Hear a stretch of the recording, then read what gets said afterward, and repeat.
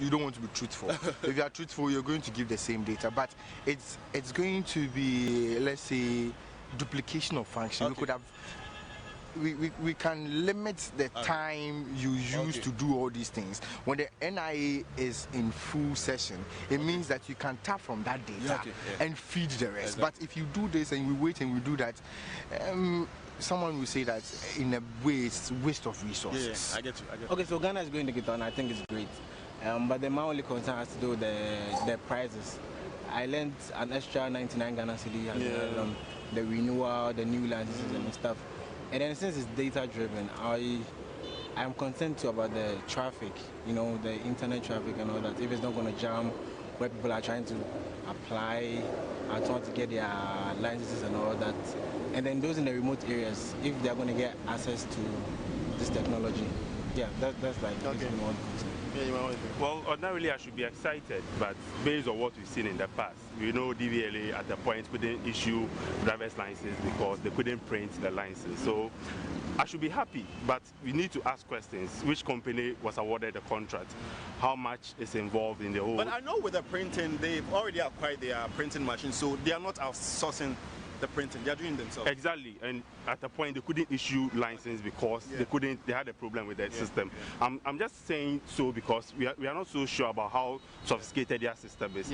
And I also support the earlier speakers about the integration. How come we are finding it so difficult to integrate our biosystem such that we will have just one biodata for everybody? SNIT is doing biometric, National Health Insurance is doing same, now DVLA is doing biometric. It appears we are doing the same thing over and over. We are just duplicating them at a cost, at an exorbitant cost for everybody. That's how come they are charging an extra 99 cedis on all their services.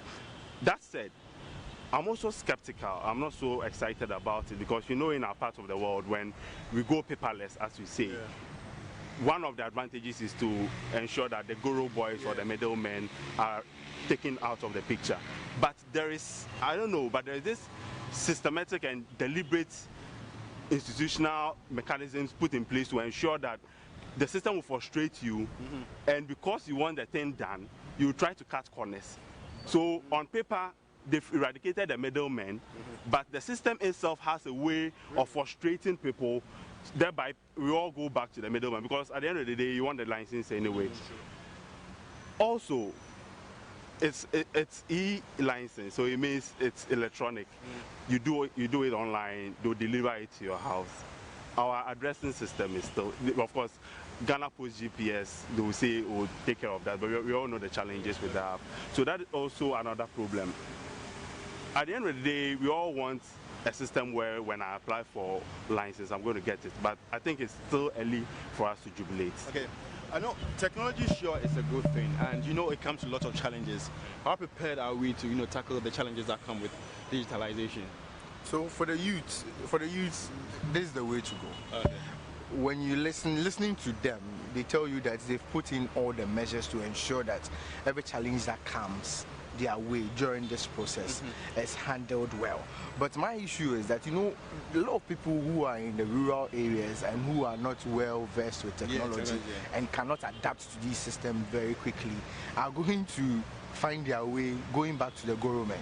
So I am not very sure that they can do away with the government entirely, because there will be a lot of people who will want their licenses, and I bet you there will be people who will, by December 7th or November 7th, by November 7th that they're going to roll this out fully. There will be people who still will not know about this and will walk to DVLA and would want their licenses done for them. In reality, we've seen a lot of these things coming up, and sometimes based on the management side, based on those who actually bankroll it for it to happen, right?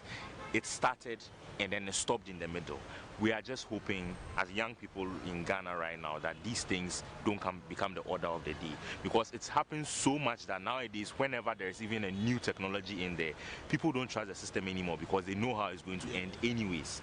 And we are hoping for a Ghana where those things change, and so we have our fingers crossed, hoping that this is a new era, basically. The challenges that come with technology. Okay, so it is IT, and then basically some people will try to test the system. the hackers and all that, to see how strong the system is. There are people who try to hack into the system and then maybe through fraudulent ways. But so I just want to know how strong their firewalls are, and then how the shocks that come with it. Yeah.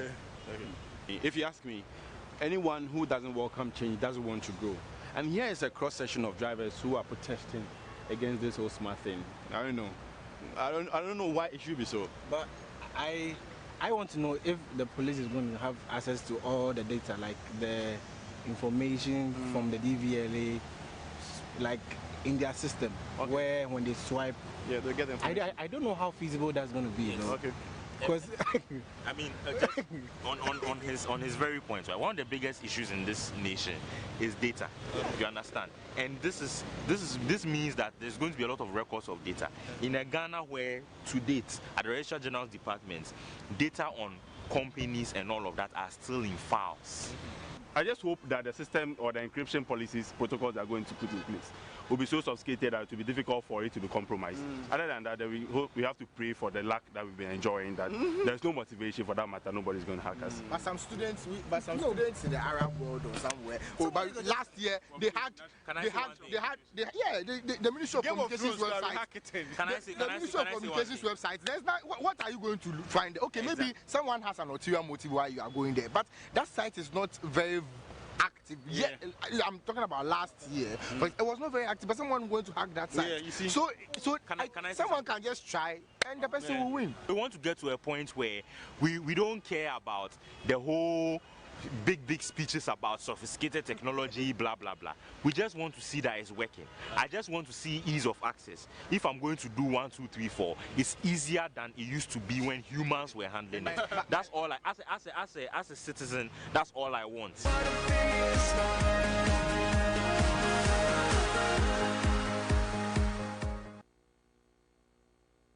Welcome back and thank you very much. This new day, let's check out what's happening on the portals, and 3news.com this morning has very interesting stories. You should check them out and do some reading. Man rearrested for practicing as medical doctor. This is the second time. He's a fake doctor, and yet we've allowed him to survive and thrive. Interesting, isn't it? Okay. Audio, youth group threatens to kill Karaga DCE. And as we speak, nobody's been arrested as yet, but we know that the coordinator has been chased out, the DC has been chased out, and they broke into a police station to free 2 of their colleagues. All of this happened in Karaga. Some items were burnt as well, including a motorbike. What is happening, Mr. President? Good morning to you. And Haruna charges MPs to stop abusing visa application process. And yesterday in Parliament, the MPs spoke vehemently about how visa applicants are treated in this country, inhumane treatments, if you will. So we'll talk about that sometime later, I'm sure, in the news review segment. Major Mahama Trust Fund bill insensitive, according to Kofi Kapito, and his issues is raises that. So what if it happens to another person? Because before Major Matua Mahama, it had happened to other people. What happens to those people? And how are we looking at them as a country? That's a very interesting point raised by Kofi Kapito. Scores evacuated as 3-story building sinks in Kumasi.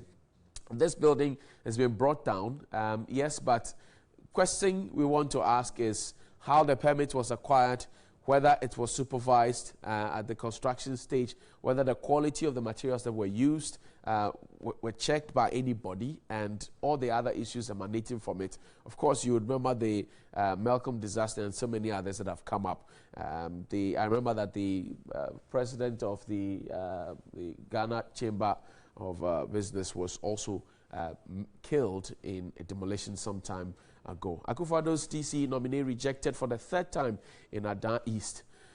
Okay, and perhaps Asamoah Gyan gets green light to operate Baby Jet Airlines. And finally, as we wrap up on this one, I wish we could check out a few of your messages before, but let's go on a quick break. When we return, my guests are 3. They will join me for the news review segment here on NewDay. Stay with us. We'll be right back. MPs fume at maltreatment of Ghanaians by foreign embassies and faulty story building pulled down at Asafo. Karaga MPP supporters on rampage attack police station, free colleagues from cell, chase out Ye coordinator and DCE. The Business Finder this morning says President woos investors into aviation. Cocoa production set to increase by 21.5%. The BNFT says all clear for new national airline. One district, one factory, 185 firms cleared to take projects in 99 districts. Technical varsities lose focus as arts programs lead in enrollment. The Daily Heritage this morning reports that is ECG the only inefficient company who is querying government. We're okay with no increase in cocoa price, says Cocoa and Coffee Farmers Association. GPRT welcomes new smart driving licenses and invest in aviation industry. President urges investors as Samajan grabs license to operate airline. Finally, the Daily Statement says NPA introduces new export guidelines and big hope for Ghana's aviation. Kwesi Botwe's report causes stir in the NDC. And let's start with the introduction of my guest. Fred Agbenyo is Deputy Communications Director of the National Democratic Congress. I'm sure Mr. Hayford at this point will be re-echoing in his mind the largest opposition party. Fred, good morning. How are you doing? Good morning, my brother. I'm doing well. Do you have a copy of the report? Which report? I don't know. the fake reports, the one that the Daily Statement talks about. Yeah, we have the report of the party. Okay. Yeah, we have the report. But you don't want to share? Well, nobody has commissioned any report for us to share any report with anybody. Okay. We are keeping these for our purpose. So, do you fear them? Maybe. Honorable Echo Ford is the MP for Vice Man. Honorable, welcome. Thank you. Have you seen the report? Yes. You've seen the report? Yes. So it's not fake? Oh, it's not fake. It's the original one. Okay, I see. That is why we are daring them. If they think what is in circulation is a fake one, they should produce the original report so that Ghanaians can compare whether what is in circulation is different from what the party has it. Then we can. But they're saying that the report was not commissioned. Then we can know who's telling the truth, because obviously this cannot be hidden forever. What is hidden is known. So I believe that it is. Fred said he has it, so maybe before we leave here, he will give us a copy, or at least the executive summary. As friends? Yes, as friends, yes, and for the purpose of our discussion. Okay. Well, the executive summary of what he has. Dr. Kennedy. Okay. To write chasing the umbrella into the public document. Dr. Ahmed Jinapor is with the University of Education in Winneba. Doc, good morning. Good morning, when the politicians meet, we can only sit and stare. Interesting. Anyway, so let's get into the details now. Let's start off in Karaga, where we are told of the unfortunate incident of how a group of people believed to be MPP supporters have been on rampage. They broke into a police station, freed two of their colleagues, chased out the DC and year coordinator. Doc, are we in trouble? Well, let me say good morning to your cherished viewers and to my colleagues. If you ask me the question, are we in trouble? I think the people of Karaga definitely are not happy about what is happening, because you do know very well that the chief executive officer is the representative of the president, and if he's been attacked by any group of people, it tells you that the president has been attacked, and he in fact happens to be the chairman of the district security council.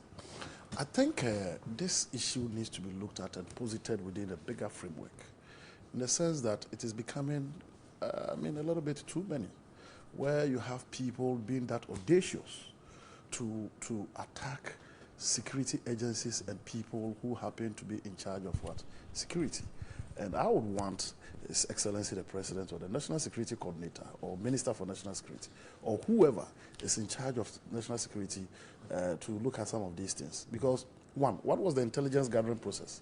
Was there any source of intelligence gathering that something of this sort was going to happen? It will interest you to note, my brother, that the DC happens to be the person who more or less has supervisory responsibility over the district police commander. Right. So if the DC is being attacked, then it tells you that the district police commander is nowhere in terms of security, not to talk of what? The ordinary person who happens to be in Karaga area. I would want us to more or less posit this within the framework of what happened in Kumasi. You remember the Delta 13 issue? I had the opportunity of speaking to that issue, and I said that it was an indictment on the police service to have even professed those charges against them. Now, the chickens are coming home to roost. It's at Karaga. Recently, we are being told in the news that a couple of assembly members are calling for the removal of the MC for Tamale. If it happens to fail, and the youth pick up, what do they call it, all kinds of things to say they are removing, what are we going to get to? So I think this issue needs to be treated as a criminal case, as a criminal offense. Anybody who happens to have been involved in this, no matter which side of the political pendulum that you swing to, you need to be brought to book.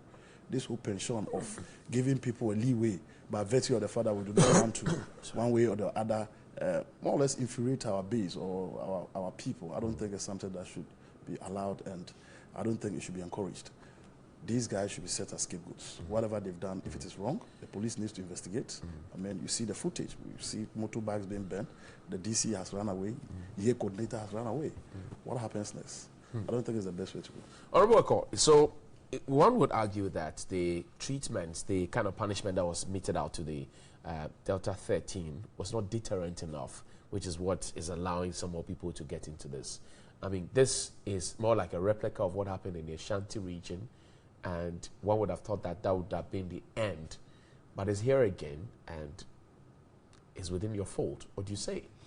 First of all, thank you for the opportunity, and let me use this opportunity to greet your cherished viewers, especially to the people of Mfansiman who are watching me this morning. I am surprised this thing should happen again, and like Doug rightly said, I as a member of parliament, and for that matter, the party condemn this decision by the youth to take the law into their own hands. In fact, the president has said it on several occasions that crime is a crime. Crime has no political colors. And for me, it is quite unfortunate that this thing should be happening when the necessary administrative procedures are there for you to urge your views. We as a party think that if these things are not taken in the right direction, it will send a bad signal that the president is not on top of security matters. And I think this is purely security matters which should be dealt by the hierarchy of the police command. This is not the first time that this thing should happen. We have a district police commander who is within the district. So if this thing should happen, then I see it as total lack of security. The man being chased out is the chairman of the district security committee. He is, but we have a district police commander in the jurisdiction. So what were the police doing when this thing happened? You see, when such things happen, it turns out to be that it is the political party who are to be blamed. But I think this is purely security matter, and it is about time the police move to such situation to avoid issues of this nature happening, because it is becoming the order of the day that any times there's a political chaos, the police sit unconcerned and think it is a political issue, so they want the political party to do their own thing, and when they are done, the police come out to issue. I am throwing a challenge to the regional commander that the district police officer there should be held responsible. The police should come out clear and tell the good people of this country what happened that this thing should happen. I think it is about time the police should. You see, we should not make it a political issue. It is purely a security threat. There's a bit of political, undertone in it, to the extent that we're told the young people say the DCE, Alassane Yapto, doesn't consult the party executive when he wants to take decisions, when he wants to offer jobs, and same to the EA coordinator. Is it, John, so that's a political twist to it. It is a political twist, but then we have the hierarchy of the party, we have the chain of command. So if the youth think the DC is not consulting them, the best thing to do is to channel their grievances through the hierarchy of the party, through the constituency chairman, to the regional chairman. The DC is representing the president in the constituency, so in the district. So if you are chasing the DC, then of course you are chasing the president. The DC is there to perform his task as the head but of... is it the case, you're a member of parliament, is it the case that the DC has to consult party executives to take decisions, to make appointments, to offer jobs? It is the party that brought the DC into power. So ideally, it is always advisable and for good relation to at least not necessarily do consultation, but at least inform the party hierarchy about your intentions of carrying out certain things. In any way, if the DC, in his opinion, thinks that he's performing his mandated duty without recourse to the party can officially write to the party hierarchy, outlining some of their grievances, some of their reservations, how the DC is conducting the activities of the DC. At the end of the day, whatever the DC does has implication on the party. But what I'm saying is, resorting to force, it is not the best way. We have moved out of this behavior. Now, coming back to the treatment of the Delta Force, I think these are two different scenarios. The Delta Force, the suspects were put before court of competent jurisdiction. They were tried, convicted, and punishment meted out to them. Prior to that, it took a similar turn. That is why chasing out a national security. That is why I am saying that these are issues that normally happen when party takes over the realms of affairs.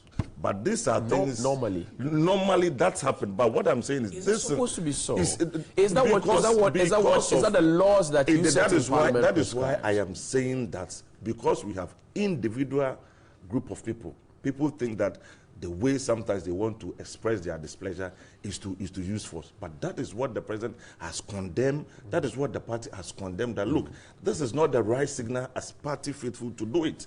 If you have any reservation against a nominee or any appointee of the government, go through the party process, because we have the party.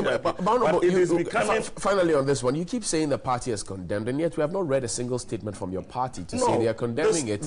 In other situations when the party has condemned, we have read statements from you. This didn't happen yesterday. Listen, I'm coming. It's happened yesterday. By the close of the day, the party will come out to issue a statement. In any case, I am here. That the incident happened in the northern region. For all you know, a press statement maybe have been done, which we are not. So what I'm saying is, by the end of the day, the party will come out with its official Honorable, if the press statement had been issued, we'll tell you, because we reported this first. We'll show you footages on our television set. Yes, I understand that the party hasn't issued any statement, but it is too early. It is. I mean, there's no 8 o'clock. We just came this morning, so let us wait to the end of the day. So in other situations, when statement had been issued in an hour or 2 hours, those issues are more paramount than this one. No, is that an indication? No, you see, when you see, this is purely security issues, and this is purely sensitive issues. Now, when you are coming out with statement, you should be careful, cautious about how you are going to report this issue. But I hold the view that by the close of the day, the party will come out condemning this total uncultured behavior of some of our youth. I think it's about time. And for me, the only way to end this attack on public officers is that the police should be proactive to avoid situation where we have these issues happening. The police officers, they should be brought to books. It is about time we allow the laws of the game to be. It's becoming a norm that when this thing happens, people say it is beyond political. Crime is crime, irrespective of political colors. Fred, step in for me at this point. Occupy Ghana says the fines that were given to the Delta 30 were ridiculously insignificant, and which is why some of these things may be happening. Are you surprised that these things are happening? Well, John, let me say good morning to our viewers and to my colleagues and yourself. I am not surprised, except to say that I am worried as a Ghanaian. The peace and security of this country is under threat. And it's as if everybody is glossing over it. When we get opportunity, we talk about it the way we are going about it, and we leave it there. The following day, it happens again. Countries that have experienced civil wars, countries that have experienced insecurity and all manner of problems, this is the way it began. Pockets here today is to Kumasi, tomorrow is in Tema, the next day is in Cape Coast, it's in Takoradi, it's in Tamale. Before you say Jack, the whole nation is engulfed in something all of us cannot bear. Now, if I have the opportunity, I will show you the things that have happened in this country since NPP took office. On the 12th of December 2016, NPP supporters took over the toll booths on the motorway. We heard about the story. That was when you were still in power. We're still in power, just when they won election. On the 13th of December, the following day, I think this is different they took from over. What you It is not. If you are making reference, then of course you are creating the platform to also come out with equalization. I don't think this is. I don't want to interject, but what I'm saying is, you are interjecting now. You see, what we are discussing has nothing to do with NPP, with NDC, with CPP. It has all to do with the peace and security of our country. When it comes to violence, it's irrespective of any human being. You don't know where you will be at any particular point in time. And when these guys will rise up and start misbehaving. Now, even the police cannot protect themselves. National security operators cannot protect themselves. The judiciary cannot protect itself. Even at the presidency, we saw what happened to Nakam. At the presidency, the seat of the president. Till date, nothing has happened to that particular issue. They've been swept under the carpet. A whole national security coordinator in Ashanti region, we saw what happened to him. For the first time in our history, we saw how these invisible forces invaded the court. The police had to run away, the judge has to run away. And the only punishment that was meted to them was for them to come and pay some sums of money. That was in the decision of the court. Why? Those were the charges that were taken to the court. They amended the earlier charges and went to court saying that it was a riot situation. When we saw complete assault on a state security function, operative, and yet the political went to court with a charge that says that the people were involved in rioting. And so the judge had no choice that to put that particular punishment that he put out on that occasion. This thing that is happening, we need to be very, very careful.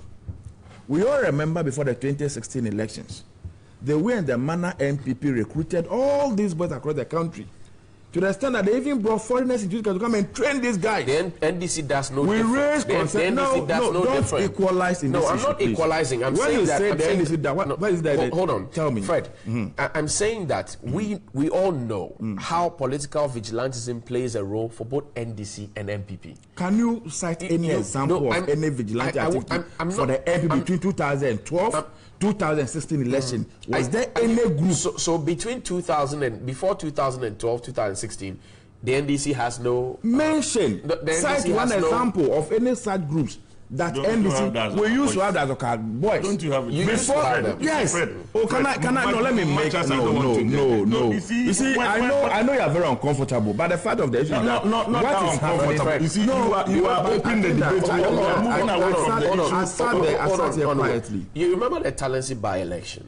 What happened? You are asking me. Yes, I was there. You were not there. What happened? I was there. What happened? When party executives were flogged. Which party executives? It was NPP members. They were in opposition. Go and check the police report. It was NPP members. They are these same Delta Force guys in their vehicles. They were moving around the entire constituency. In some cases, they were even holding guns. Go and find out what happened at that place. You see, we can play all the politics we want to play with it, but wait until it happens to you. I'm not saying. If your father is a policeman, I'm not saying. If your mother is a judge in court, if your uncle is a DCE, that some persons think that because you are not consulting us, they can rush in there, they burn down state property, burn down motorbikes, lock the place up. They've done that to chief executives. Look at Tamale Teaching Hospital. They did to the chief executive. They have done that to several people. Are we going to continue on the same path? When the Delta Force in Kumasi were arrested, we heard a member of parliament from the NDP side who sat on radio even threatened the president. He threatened the security that they should tell those guys, they will see what will happen in this country. We all heard it. What happened to him? And so they took solace in all those in Afro. Our people are behind us. Our people support us. They went to court. When they released them, I'm told the regional chairman of Ashanti region moved in the ground, paid the money, and said, go home. So let us continue to do this, and when it comes and we get opportunity, oh, we shouldn't do politics with it, it's nothing. See, the security service cannot do anything until Mr. President says right and say, listen, move in there, arrest the guys, let us find them according to the law. Because I'm saying it because Nakam Bruce is a policeman. He was attacked at the presidency. The Ashanti regional national security coordinator is a security man. He was attacked at the regional coordinating council in Kumasi. The judge was attacked in her court. So if these people cannot protect themselves, how can they protect you and I? Is the president's call to the IGP that he should act not enough? You see, it is not enough to do a public show. IGP, act, your men, act. But that's what all presidents have done. I would have expected. You see, don't say that. Where we are now is a different situation. It's a different situation. Because the thing is happening almost every day across the entire country. The day the president was in Asante in his palace, assuring him that he's going to make sure these things stop, it doesn't happen again. By the time he leaves Kumasi to Accra, it has taken place in Kofrodia. By the time we get up to talk about it, you remember recently they organized a program in Tema. In the middle of the program, these guys walked in there. 3 ministers were sitting there, security persons took over the mic and threatened and tell everybody what happened to them, who arrested them. They said whatever they want to say and they went away. And so I am saying that this thing is not in anybody's interest. The president must act and act now. The president must assure the security personnel that yes, when they act, they will not call them behind the scenes and tell them to manipulate the system. It's becoming one too many. It is becoming one too many. A party was voted into power to come and bring about development. So what can we do? Step down for me. What can we do? What we need to do as a country? I cannot advise the president what to do. He knows what to do. Doc has advised the president. Honorable has. The president knows what to do. The MPP leadership knows what to do. If they are really interested in fighting but this the president has made a statement. He said the statement is not, his public show is not enough. What has happened to Nankabru's case? That one happened at the presidency. What has happened to it? So until he deals with that... That which happened right in front of the president, right in front of him, nothing has happened to it. I am told the CID moved in. Later they asked them to discontinue the investigation. They claim Nankabru himself told them to discontinue the investigation. How? A criminal case? Can an individual ask the state to discontinue investigation on a criminal case?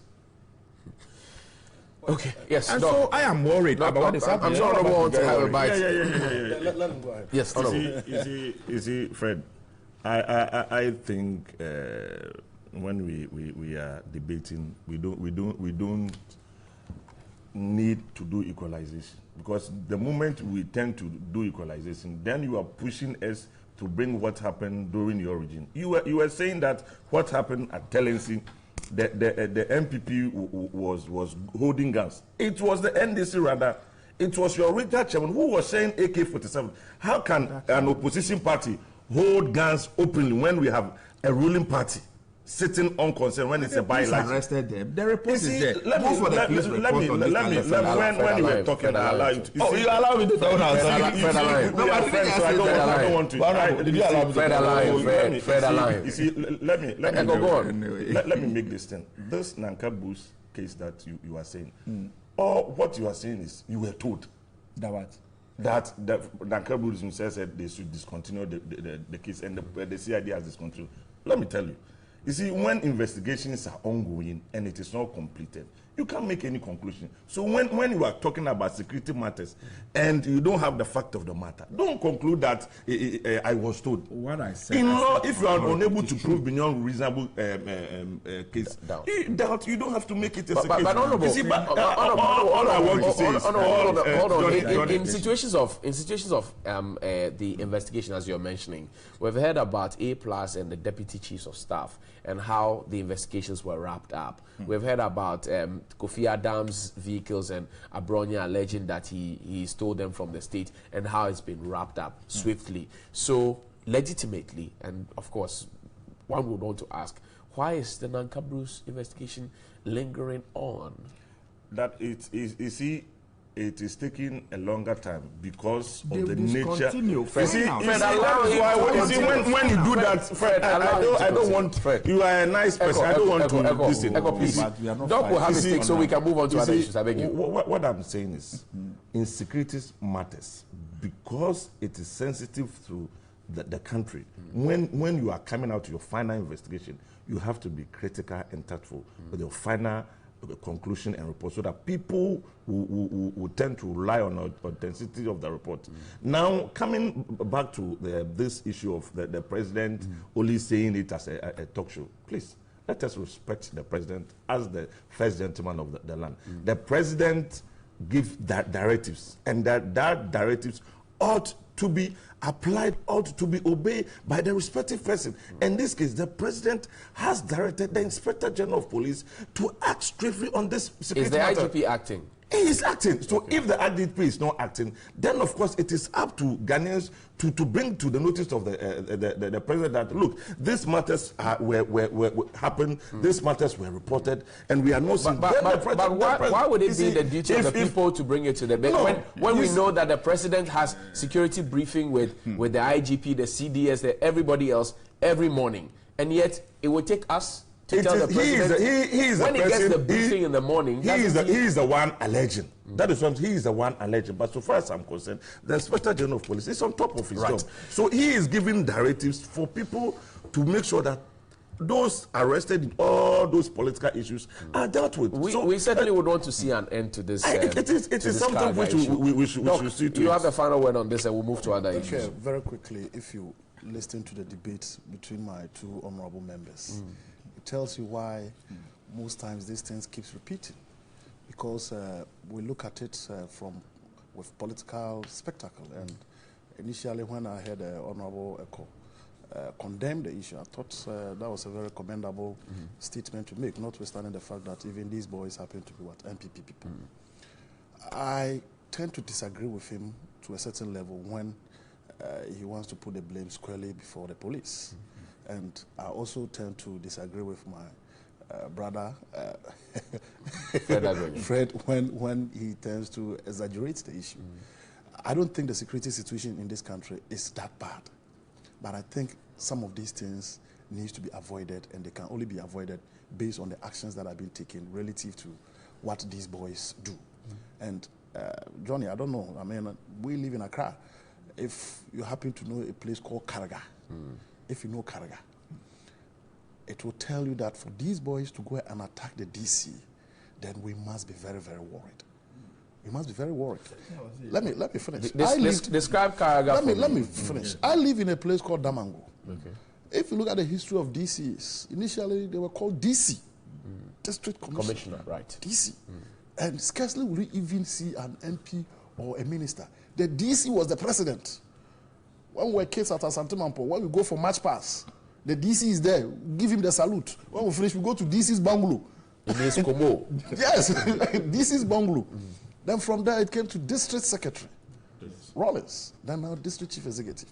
The reason why I give you this history is that the DC in most part of these remote areas is a very, very powerful and feared person.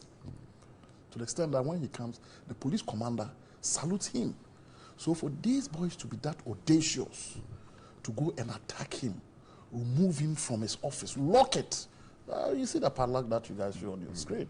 To lock it, I think we need to be very worried. And I would wish that, look, this whole issue of political parties always being a little bit scared of the electorate because of the consequences of their actions vis-a-vis what is going to happen when it comes to elections. We need to purge ourselves of that. There's nothing wrong with people being dealt with when they do the wrong thing. Look at Galamsey. Nana said that, look, he doesn't mind. If he will be voted out because of Galamsey, he doesn't care. President Mahama, you remember during the allowances too? Right. People need to take principled stance. We need to be principled in our actions. If something is wrong, it's wrong. Posterity will judge you. I think these guys need to be dealt with. They need to be prosecuted. The authorities have to leave the police to do their work. They need to be brought before a competent of jurisdiction, and they need to defend themselves. If they are wrong, the right punishment needs to be meted out to them. I thank you very much, Fred. I'm grateful, Fred. That's a very small one. The point I'm making is that the police, yes, we have created a police as an institution. Men and women are working over there. We've given them all the powers to arrest persons who engage in wrongdoing. But it takes, we know the way, to the extent that the IG is appointed by the president, to the extent that the police hierarchy is appointed by the president, they take instructions, they take directives from the police council and everything. We know the way things happen in our country. When a policeman takes a decision and a member of parliament or a minister of state or a national chairman or a regional chairman of a party goes to on radio and says that, please dare not If you arrest these boys, we'll deal with you. The policeman is afraid to do. That's what Doc is talking about. That when so you politicians stop that, we will all be happy people. This thing that is happening, it's not an issue that, it's not as if anybody wants to exaggerate the issue. It's simply becoming 1-2 minutes. Okay. And the persons involved, if they are ordinary people that they are attacking, then at least there's a higher force up there that can bring things under control. But we have a situation where now even the police themselves, they're under attack. The court system is under attack. National security BNI they're under attack. So who else can we look up to? Okay, I thank you very much. Let's move on. So 050-823-5228 is the WhatsApp line. You can join us, join the conversation. It's getting heated in the studio already. Now let's turn our attention to the BNFT. Says technical varsities lose focus as arts programs lead in enrollment. We've heard how the technical universities, or formerly polytechnics, have clamored to be called technical universities. And Doc, I'll start with you because you are an educationist as well. Now our technical universities are not doing heavy technical stuff. Why are you surprised? Technically, secretarialship. You shouldn't be surprised because technical universities, you have to look at the history. They were called polytechnics. Polytechnics, by their mandate, are supposed to engage in technical programs. And even if you look at the time that they were polytechnics, most of the programs that they were doing were humanities. HND, accounting, HND, marketing, HND, I mean, secretarialship. You see, I think they are just a victim of circumstance. Because if you look at most of the universities in Ghana, they've moved beyond outside their mandate. You come to Cape Coast run medicine, Cape Coast run law. You go to Legon is engaged in education now. You know, you go to tech. Is that what it's supposed to be? You see, ideally, it's not supposed to be that way, but you need to look at it within the spectrum of availability of jobs. The economy is not a technical economy. Ghana's economy, we are mostly into services. I mean, we are mostly into trade. We are mostly into business and stuff like that. So if you want to get people involved in those programs, you must make it attractive. Because anybody who goes to, what did they call it, school, the end game is to get a job. Look at law. Now law has become one of the most popular courses in this country that every university is organizing what? A law program. It's like that it is choked because that is where you can get a job. Those times, if you happen to be doing accounting, I remember when I was at Legon, I left Legon in 2001. My brother, when you are in the business school, you have an automatic job. But today we have people who are chartered accountants. They don't even have jobs. Banking and finance as well. Banking and finance. So I think moving forward, and that is why I was thinking that this technical university program, even though the technical universities, some of them have been offering degree courses and all those things, I think they should have taken their time to tie it to the job market. Now we are talking about one district, one factory. Most of these companies, ideally, you need technical people to what? Engineers and all those kind of things. But when you have a situation whereby the economy is that much based on services, look at the number of banks that are opening up in this country. Look at the number of filling stations. How many industries do we see popping up? Those times, if somebody is an engineer, material engineering, you are guaranteed a job. But you finish with material engineering or electrical engineering and you can't get a job because the market is not that expanding to accommodate them. Construction work, most of these contractors come outside with their what? With their men. They come with their people. So I would want, there's a body that is directly responsible for this. That's the National Council for Tertiary Education. NAPTEC. Not NAPTEC, NCT, National Council for Tertiary Education and Accreditation Board. They will have to sit down and have a serious conversation. I think this thing came up as a result of a visit by the Minister for Communication, Madam Oslo-Osu, where it came out that these are some of the things that is going on. And if you look at the numbers even for now, you know, most of these technical universities are in the embryonic stage. They got that mandate, I think, last year. And they are still recruiting about 60% in the humanities. That's for a start. Don't be surprised, Johnny, don't be surprised. 3, 4, 5 years from now, you hear that Accra Technical University is offering a course in basic education, early childhood, because they look at the market. And if they are not forced to go by their mandate, then we are going to have these challenges. Honorable, industry, academia, and the world of work. Do we have the triangle properly sorted out? Because this certainly it's a big problem, is it not? I share the issues raised by Doug, which is quite unfortunate. You know, per the dynamics, they are supposed to work hand in hand, but it is not being the case in our situation. And I am happy the minister has taken notice of some of these key issues. What is happening in Ghana is everybody is seeking to create an avenue for job. But if the jobs are not there and we turn out a lot of graduates coming out from these universities and these schools, how can they get the job? Must there always be the jobs? I mean, I remember that for over the last 10 or 12 years, entrepreneurship to be introduced in all the programs in the universities. So if you are an engineering student at Tech and you have entrepreneurship as part of it, when you're done, why can't you set up something for yourself? I think is it not easy? It is not as easy as we see it. You know, Ghanaians are always afraid to take risks, so people don't want to venture into entrepreneurship. But I believe with that the enabling environment is not there. It is there, but not to the expectation of many Ghanaians. That is why the government is coming out with this one district, one factory policy to harness the youth to go into some of these areas where there will be available jobs in the market for them. Because at the end of the day, when this sector is available and we cannot harness the potential of our youth, then it becomes a very difficult task for our youth. So I believe with this setback, the authorities involved has identified some of the setbacks and they will come out with remedies to improve upon the situation. I believe that when these things are done and done properly, we can have a reduction in the turnout of some of our graduates who comes out from these technical universities. Fred, there's a problem on our hands, and it's worrying indeed that you have more folks in the humanities and the arts, not necessarily the technical people.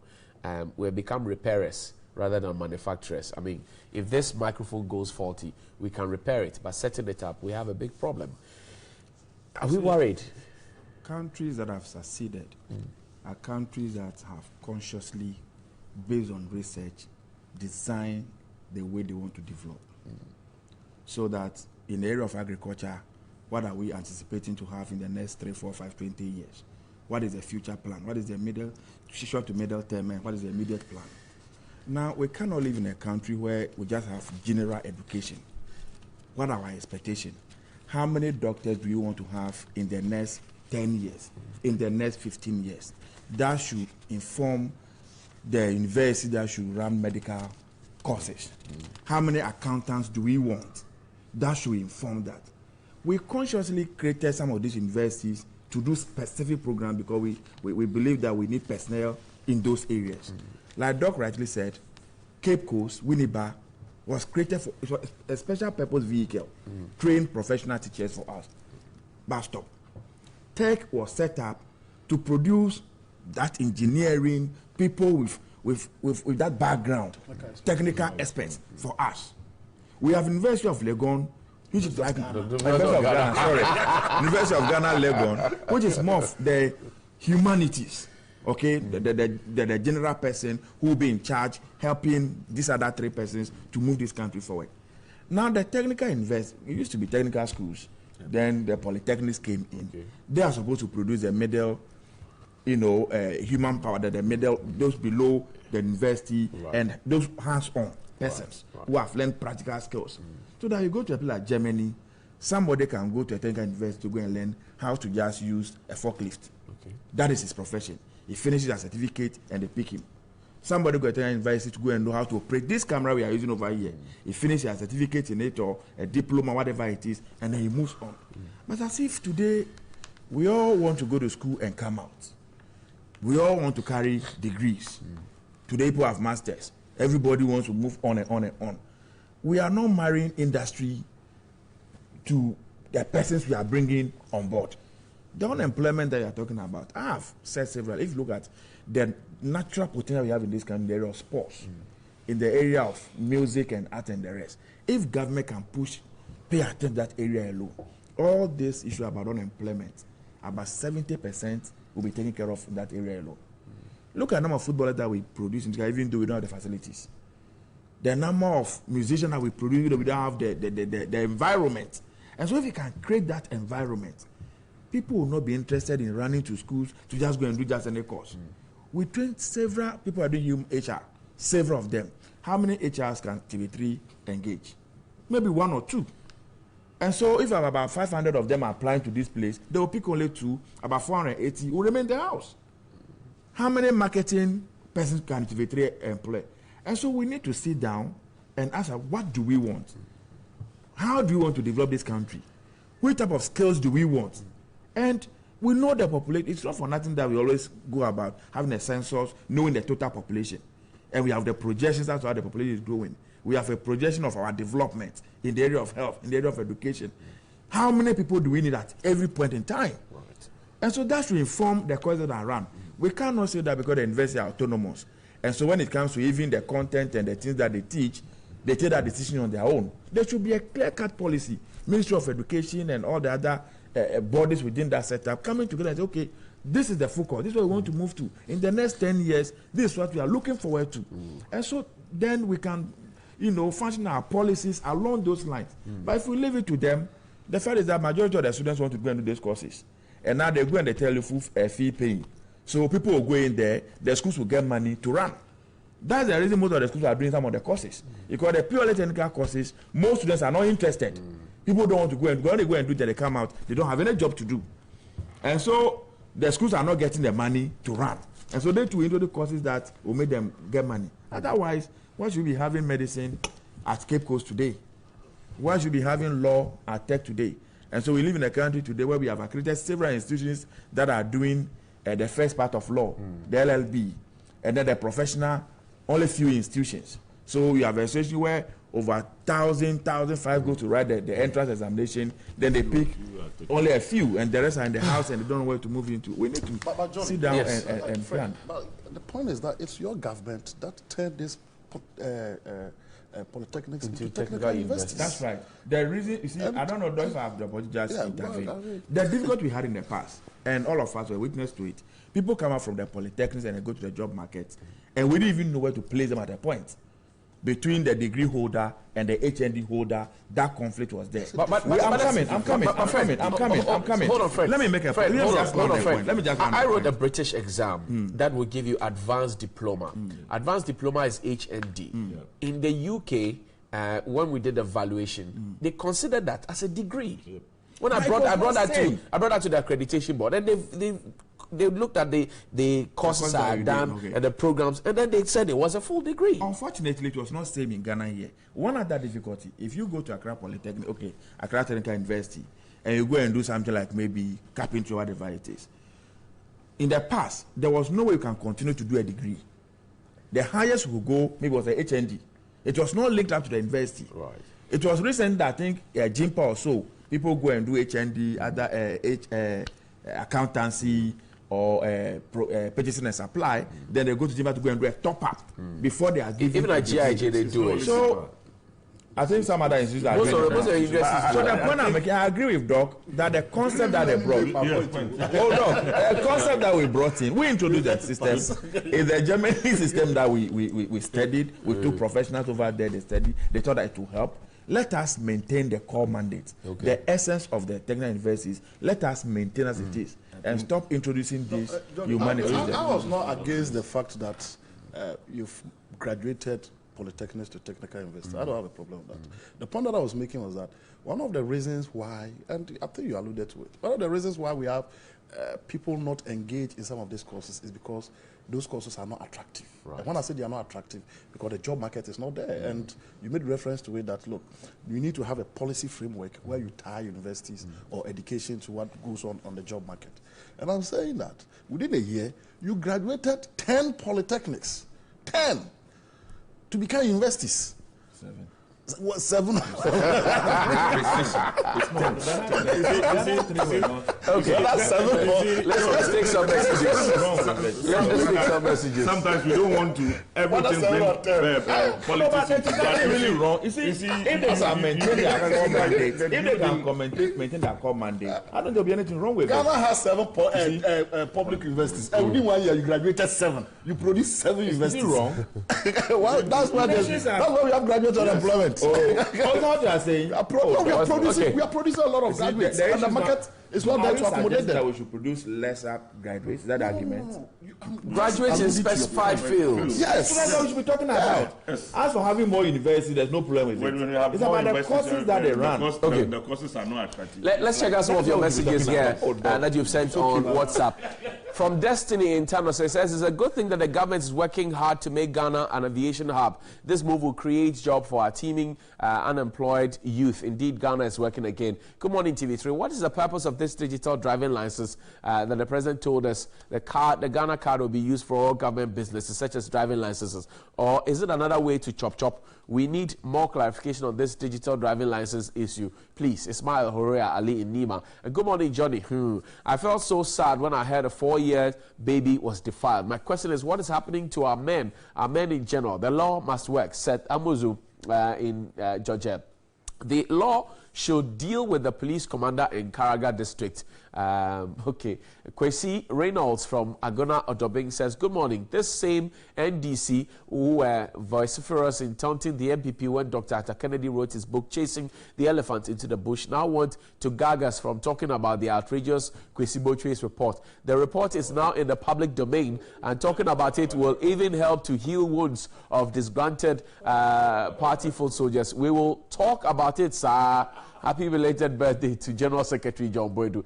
JB in his home says, tell Fred Agbenyo that confiding a secret to an unworthy person is like carrying grain in a bag with a hole. So how can the NDC keep secret with Solomon Nkansa, Kweku Boahene and co? Whether they like it or not, the report is out. NDC is dead and gone. I rest my case. Good morning to the incorruptible President Akufo-Addo. We stormed the court and we were free. So what is police station to us? Just blame it on the Kwesi Botre report. Really?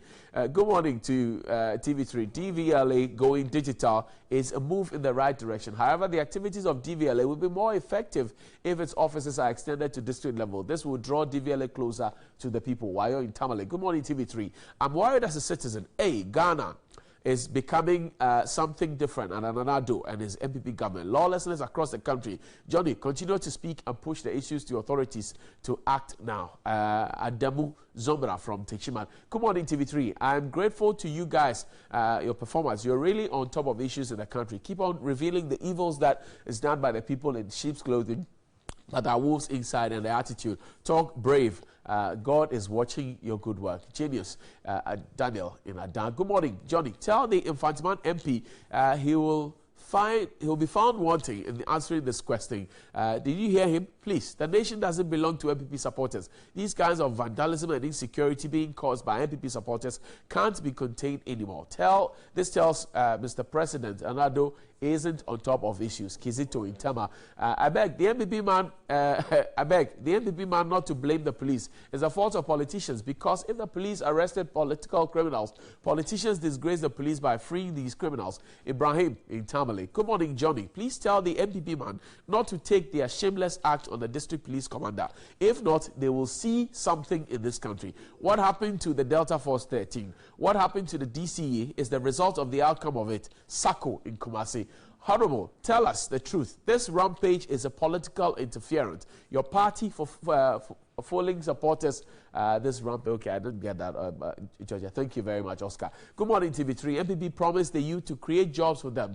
Still, there are 0 jobs, and also they trained the boys to protect the party. It's now going back to them. That is the change sent by Master Award in Tamale. And what is good for the DCE is equally good for the party chairman in Karaga constituency. So they should solve the problems, because workers are running away from the assembly. Abba. by Karaba, electoral area CO. Okay, coordinator. Good morning, please. Let the honorable MPP man know that Ghanaians are not interested in their propaganda and lies. They should focus on the steering and never involved in an accident. Why are they so much in NDC KB report? So if Asienu Nketiah and NDC are saying some press are using fake Kwesi Botwe report, then where is the accurate, factual, and authentic Kwesi Botwe comfortable losing report? So Asienu Nketiah and his incompetent team still do not believe and admit that they lost 2016 election miserably. NDC never again with your create, loot, and share mantra. Ghana is working again. Free SHS is here. God bless President Akufo-Addo. Sami Boachina Samakasi. Please read my messages for God's sake. I'm reading them now. Greetings to you and your crew and the MPP guys who will never stop this nonsense, because after all, they will be asked to pay peanut and go home. If Nanado says he believes the rule of law, then walk the talk for a deterrent to be sent to from Mystic inside the song. Mystic, are you happy now? Okay, finally, the peace and security of this country is under serious threat. We, the citizens, are watching. William in Ho. But my friend, I thank you very much for coming. So if I'm losing my gadgets because of you. So, Fred, if you say that the report is fake, and yet a portion of the report says that your register was bloated, and that one you acknowledge it. Is it not? I am surprised you are saying this. I'm asking. We commissioned Professor Botwe to, conduct an exercise for us. He brought the report to us. What we thought fit to put in the public domain on the day he submitted the report, we did that. Okay. Now you are forcing us to accept a document. Nobody is forcing you. That's what you guys are trying to do. Meanwhile, we live in a country today where the Karaga DC is sleeping under a bed, which is more important an issue for us to discuss. Okay. We live in a country today where most of our children in secondary school today are sleeping in dining halls on the corridor. They don't have food to eat. Government has already paid 20% of the money. The school has been running for almost 2 months now. They've not released of the money. Nobody's interested in we that. live in a country today where a 4-year-old girl had been defiled and very important nobody's talking issue. about That's it. a very But I important thank you very issue. much, Eko Hayford, If you MP for Infansman. Dr. Ahmed Jinapo is a don at the University of Education in Winnipeg. And Fred Agbenyo is Deputy Communications Director of the NDC. 200 state vehicles were diverted to MPP for campaign. Which MPP? Sorry, NDC. You see? You see? Chief. I mean, what I did propaganda. No, I thank you very much for coming. Thank you very much. 200 vehicles. Thank you very much. The 200 vehicles, the 50,000 Ghana cedis for the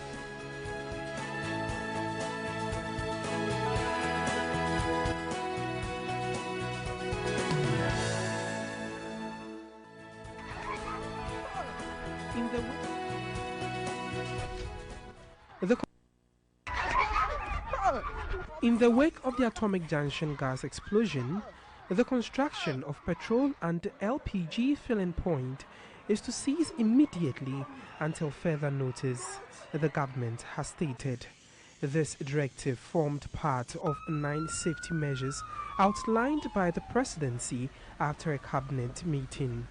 A statement from the government noted that President Nana Addo Dankwa Akufo-Addo has ordered the immediate cessation until further notice of all construction of facilities intended for use as gas or petroleum retail stations.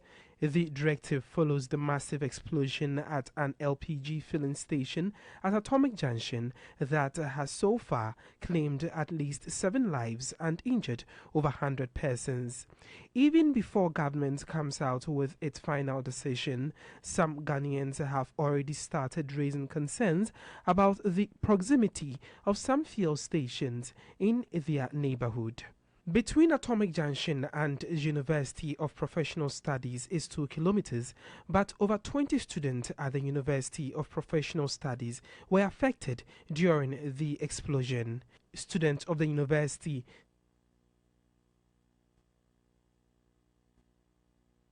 staged a demonstration to register their protest about the sighting of a self-fuel station behind their campus. Gas explosion came all the way to the UPSA hostel. As I speak to you, most of the students, they have pains at their back because the heat hits almost everybody's back. And we have students who are also injured. We have pictures and videos of what actually transpired. And this filling station, look at where it is. It shares a wall with the school. We've written a number of times to the EPA requesting for the report and then the the minutes of the stakeholders meeting and those who participated. Up to today, they've not given us. We know that was contrived because when we left the meeting, we have asked all our neighbors here, and all of them say in unison that none of them was invited into any meeting and that they know nothing about it. It is easy for somebody coming to tell you later on, oh, after all, when they did that, I was not involved. It is easy. But all you must understand is that that important document of stakeholder consultation, when the proponent brings it back to EPA in the course of the permitting process, we come back or we go back to make the checks. And at times, the proponent even comes to EPA with audio, video documents on such a consultation. So if EPA or that technical committee is not satisfied on the nature of the consultation, that cannot be done. But the question I'm asking is that, was UPSA involved in the stakeholder engagement? Well, I believe they were involved. They couldn't have singled out UPSA. We are talking about the neighborhood. So anybody the proponent considered a key holder, a stakeholder, key stakeholder in the neighborhood could have been considered. Now, say, if you say that you believe that there's some people from there or from the university community were involved, there's also that possibility that some people or people from that university were not involved. Would you agree with me? Yes, exactly. Not everybody could have been involved, but then we are looking at key stakeholders. That is the emphasis. The school went ahead to petition the president to close down the fuel station. This was followed by a demonstration by residents of Adenta Reeds Junction to demand the removal of a gas station located in the area. The issue seemed not to be ending anytime soon. Residents of Tema Community 18 at Spintex in Accra want the construction of some 2 fuel stations in the community to be halted. Residents claim owners did not engage the community before a permit was issued them by the Environmental Protection Agency. They fear life might be lost should there be an accident at the fuel station. The task force set to enforce the shutting down of fuel stations that do not meet the EPA guidelines may want to check the 2 as well. Permits for the construction of the 2 facilities, we were told, were issued long before the new guidelines. For fear of being victimized, residents would not speak on camera. Some say they will relocate if the fuel station begins operation.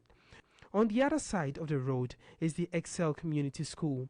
School authorities say they have been pursuing the matter since February this year and have petitioned the Environmental Protection Agency, National Petroleum Authority, Tema Metropolitan Assembly, Land Use and Spatial Planning Authority, Association of Marketing Companies and other relevant stakeholders. The response we got in July from the MPA then indicated to us that they had sent a committee to come around and do an assessment. In that letter, we do notice that they admit that this school is situated only 10 meters away from the construction site and residential areas. They also do notice that and accept in the letter that permits for the construction were received long before the new guidelines, telling us that the new guidelines frown on situating filling stations so close to residential facilities and a school for this matter. He claims the community was not engaged before permit was issued for the project to begin. In the letter that the MPA CEO wrote to us, he indicated that the promoter of the service station says that he did have community engagement and about 17 residents signed during those engagements.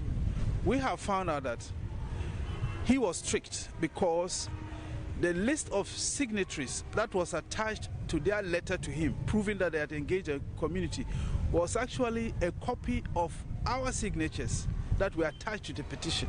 However, the owner of one of the facilities, Yao Yafimensa, denied these allegations, stating he has acquired all the necessary permits for the construction of the facility.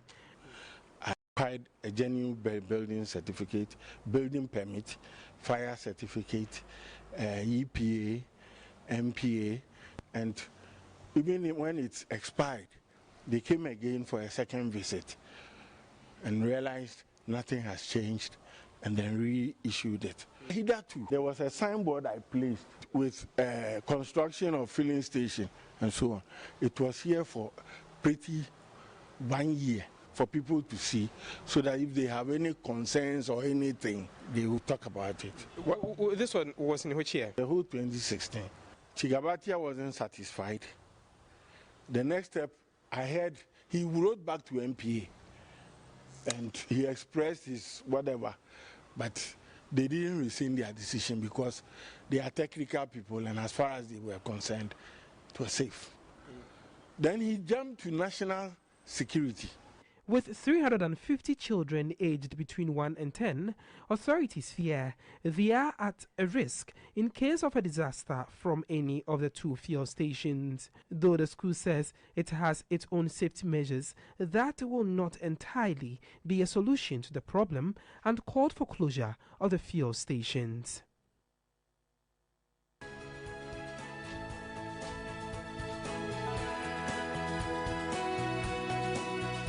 Welcome back. We are going to be talking about a very celebrated ethnomusicologist, and he's a composer as well. I'm talking about Professor J.H. Nketia. And talking to me, I have a presbyter of Emmanuel Congregation, Professor Entry Danso, and also a senior presbyter, Mr. Charles Ano Asante. They are all of Emmanuel Congregation in Medina. Good morning, gentlemen. Welcome to New Day.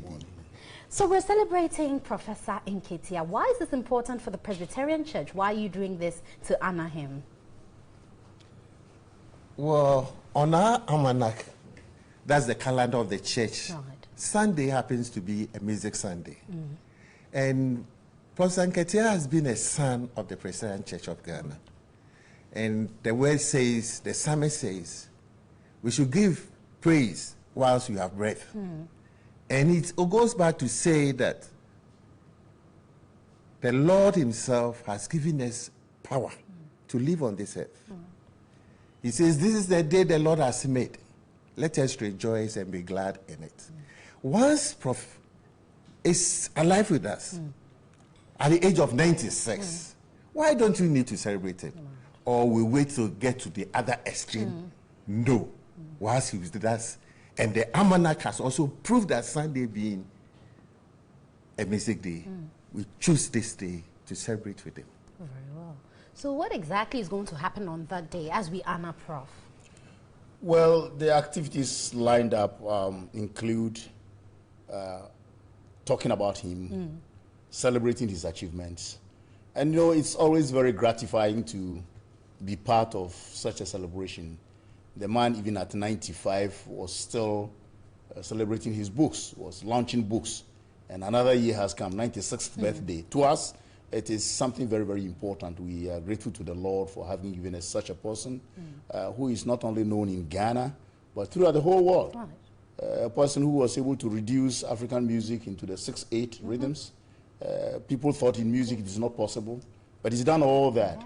And he's the one who has made Ghana, put Ghana on the map more than any other person. So activities lined up actually include celebrating all these achievements, giving him a citation, and he, as we know, I mean, we haven't put that there, but definitely his songs will also be rendered. His music will be rendered, and our choir will be singing almost all his songs. So the celebration is very, very loaded. Indeed, important dignitaries are coming. Very many important dignitaries are coming from government, from friends and colleagues, from the music fraternity. So the arts are going to be there, actually. So let's talk about when, where, and the time. Emmanuel Congregation, it's in Medina, center of Medina. And the time is 9:30. Precisely 9:30. The service will start. When you said 9:30, I was going to go, that's a very Ghanaian way of giving time. Precisely, it's 9:30. The timetable shows that we will assemble or congregate at 9. 9:30 the service starts. Very well. And everyone is invited. Everyone is invited.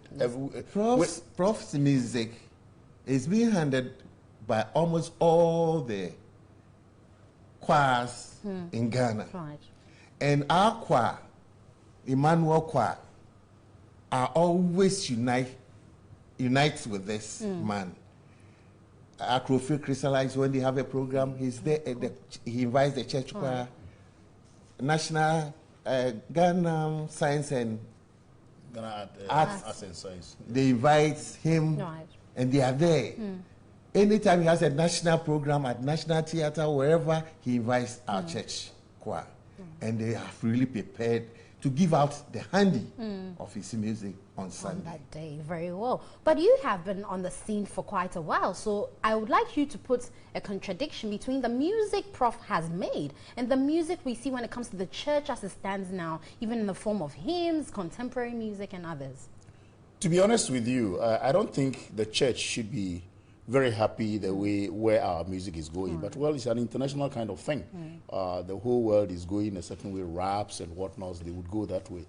But during Prof's time and the others of his contemporaries, they used the period to at least bring music that would, goad society on to achieve something. So the lyrics, the rhythms are such that they build in us some kind of relationship between us, our motherland, and God. So I would have loved to see modern musicians also emulating. The times have changed. So why can't we have times of today, music that give us something like Prof and others gave us? It's unfortunate we are just mimicking, we are just copying traditions and cultures that are alien to our development. And therefore, I think that we could have used our own local dialect and the wisdom in it and whatnot, like the Framamus and Prof and others have done to help us build our societies. So if you compare, I tell you that today's music is a kind of boisterous kind of life, but Prof's music gives us life itself. But would you also say that the future, the older generations may have failed the younger ones in teaching them the right way to go about music? Honestly, I wouldn't say so. Who taught Prof and the Framamus and whatnot what to do? You look at society, and you look at where society wants to go. You look at the morality. You look at the development. You look at, and you make music. Look at Nana Ampedu's songs. They are so philosophical. Ejaku, and these songs are philosophical. They build in you some kind of ethical norms. So if the modern ones just believe that the times are such that we need to sing boisterous songs, songs that, just get everybody moving one corner, kind of thing. I don't think it gives me anything to help me build my society. But those music that we're talking about, Prof's music, they are more scientific one, they are more religious, and they are more cultural, at the same time moral. And you don't have to be taught what you have to do for your generation. You learn from the old generation and build upon your generation. Mr. Asante, I'll come to you. Would you say that Prof has been celebrated enough in Ghana? Yes. About a month ago, the nation itself honored him at the International Conference Center where the president was there. But in our case, we see him more Presbyterian. And we also want to take our share. That is why we've also decided, like I told you earlier, that Sunday being a music Sunday, we also want him to feel that Presbyterian Church has not rejected him. It's only that the nation took the lead. But yes, so we also have to have our cake and ice in it. In actual fact, we couldn't have gone ahead of the state. Not necessarily because it is the state, but because we have our calendar. Music Sunday already fixed. And we couldn't have honored him on any other day, but on the day that he himself represents music. And you would love to see Prof.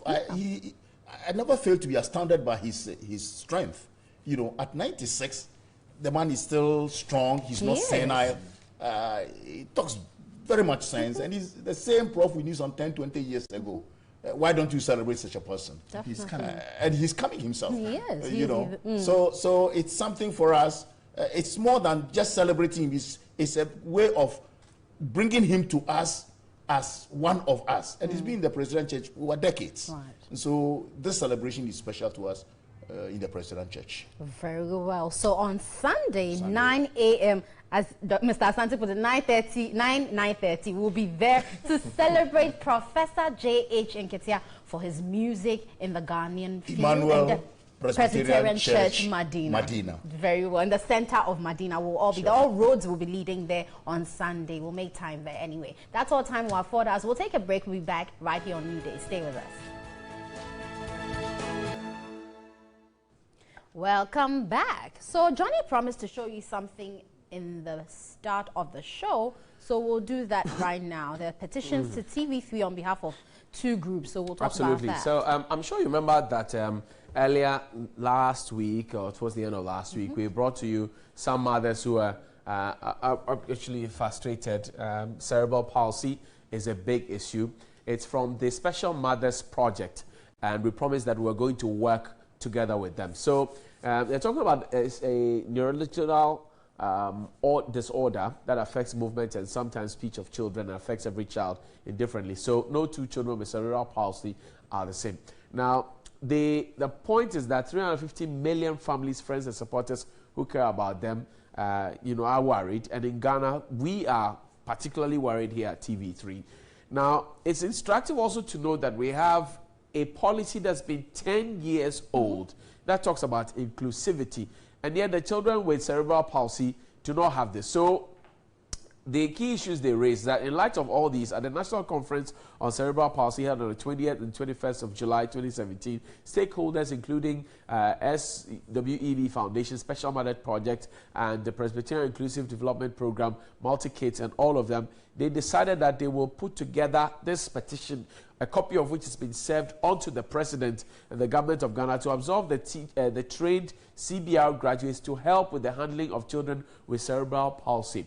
So that when these things are, and this is the limit that it could go in terms of spreading, but I'm sure our viewers can bear with us what it gives they have. So it says the key issues they are raising: 1, they are calling on the President and the Government of Ghana to absolve the trained CBR graduates to help with the handling of children with cerebral palsy. 2, recently graduated teachers should also be trained and attached to selected schools and communities centers to help with the handling of children with cerebral palsy. And they're also calling on the President to embrace the nurses who recently demonstrated about being unemployed to be trained in basic physiotherapy and assigned to selected polyclinics to cut the distances between mothers have to travel to the major hospitals for physiotherapy. And the need for early identification is also important. They want no mother left behind, and this is their plea to the government. We're following up on this one. Portia Gabo of our health desk has been chasing up the story, as well as NewDay. We've been pushing up this. And this is a matter that concerns all of us. It does. Every single one of us. Amma is a medical doctor, so she perhaps understands this better than I do. Amma, these are the issues that they have raised. I'm sure that those in authority know about it, but we're looking for speedy response. Definitely. Speedy response to it. We do. I mean, what kind of frustrations do mothers who have children with cerebral palsy go through? Johnny, a lot. So like you rightly said, cerebral palsy is something that affects the brain. And so these children have movement disorders, speech disorders, eating disorders. And it's difficult for one person to be able to cater for a child living with this because you have to handle them in a special way. Of course, they're special children. The way they think, the way they act is not the same way as you'd expect a child of their age to do. And so you have to be extremely careful in dealing with them. So mothers have to spend extra time with them. They have to be extra cautious in feeding them because the least amount of not feeding them well could lead to many hospitalizations and all that. So in as much as these mothers are pushing forward, I mean, this is the time as Ghanaians, we all have to come together. We have so many of them in the system already. And I think they're pushing for the agenda of the many more yet to come on board. I mean, this is a situation, it's a medical condition. It will happen whether we wish it away or not. And it is happening. So why don't we tackle it full force, head on for everybody? Don't think you need a brother or a sister to get into that situation before you help. help. It can happen to you. Right. And once someone is in that condition, I think if you look at helping, then at least if it should happen to you, you also know the way to go, and everything becomes easier on you. Again, Johnny, when they came here, one important thing they raised was that these mothers could even be absorbed into the schools to help. So and if you took them on, demand. yes, which is very good for me, because you provide them a way, I mean, a means of getting money for themselves. You also take someone who knows how to handle these children just by experience. They don't even need the training. They don't need to go through any formal education because they know how to do it. They are hands-on experienced mothers. They deal with them every day. So and on your screens now, you'll find some very critical information about cerebral palsy. This is a campaign that TV3 is pushing, a campaign that NewDay is solidly behind. So we're sharing all the details with you so you know a blow-by-blow account, what it is, what the disadvantages are, how the parents themselves are affected by it.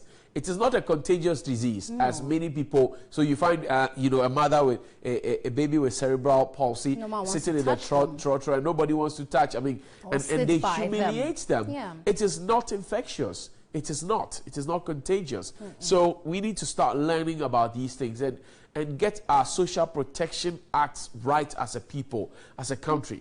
If you're a mother, I mean, imagine a mother who has 4 children with cerebral palsy. What work could they possibly be doing? Who could be fending for them?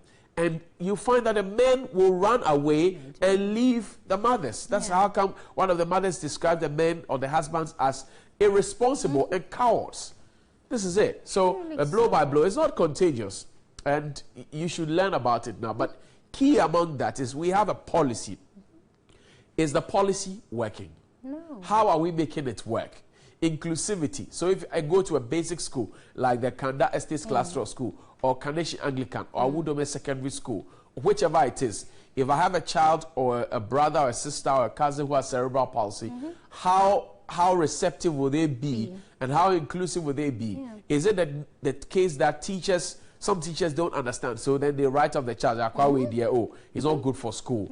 Don't they have a right to be educated? Don't they have a right to learn, to be developed, to become responsible adults, because they cannot do things that regular people can do, so then you write them off? Is that the end of their life? Is that what we want to tell the world that Ghana is interested in?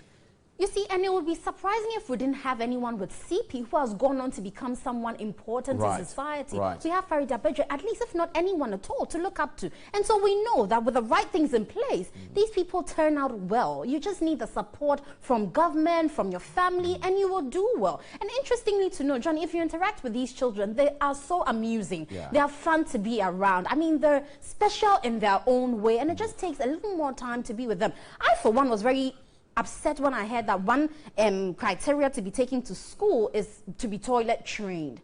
These children may never get that. Ever be that. But if the mothers are providing their toiletries, what's your problem? Then it's just about getting someone who will change them regularly, and they can be in school.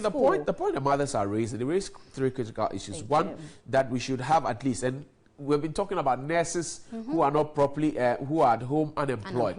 These mothers are advocating that, look, at least train the mothers in physiotherapy and give them these jobs to do. We have so many of these children in Ghana. So give them a job to do so they can attend to them. And then we are sure that the children can be properly taken care of. Also, the mothers are demanding that, okay, we have had some training in it. Absorb us into the system and let's do it, because we obviously find it difficult out there on our own. And this should not be difficult for government to do. It's not be difficult, Mr. President. And a special one to you, First Lady, Mrs. Rebecca Akufu. I know you have a thing for children and women. This is the time we want you to come to our aid, partner with us, and let's support the Special Mothers Project, because they really, really, really, really need assistance. They really, really, really do. And again, to put the drugs on NHIS, I think this is something they've been pushing for a long time. It's high time we looked at that, because it's by no fault of theirs that the children have to go through seizures, the many issues. So at least physiotherapy and NHIS, I mean, covering their medication, which is mainly the of their treatments, that will go a long way to be of help to the mothers. Anyway, guys. Well, so from that, we received a petition, but I can't seem to be able to assess the file, but we received a petition from the Women Alliance in Media, and they sent us the petition regarding the defilement of the 4-year-old child in Asin South constituency. Well, fortunately, the Member of Parliament for the Asin South constituency is our friend. He is a regular on our news review segment, Reverend Intim Fojo. We hope that we will do some work about this. The police in Asin South, we hope that you will also do some work about this, because this is clearly and definitely outrageous. It is not acceptable.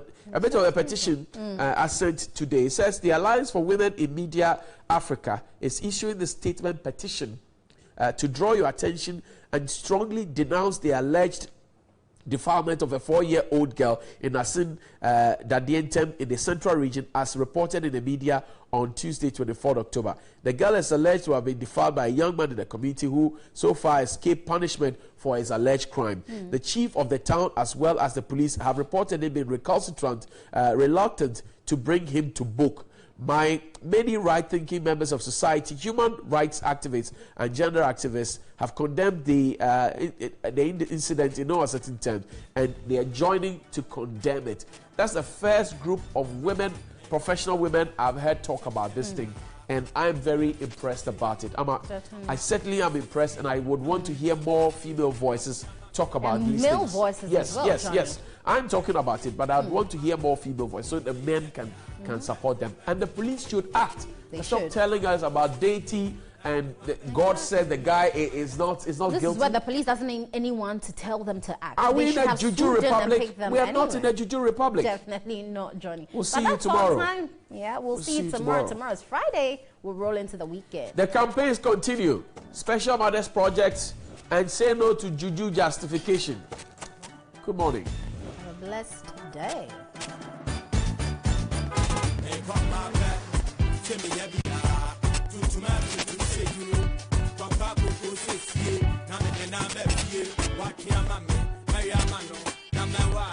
And then you break that my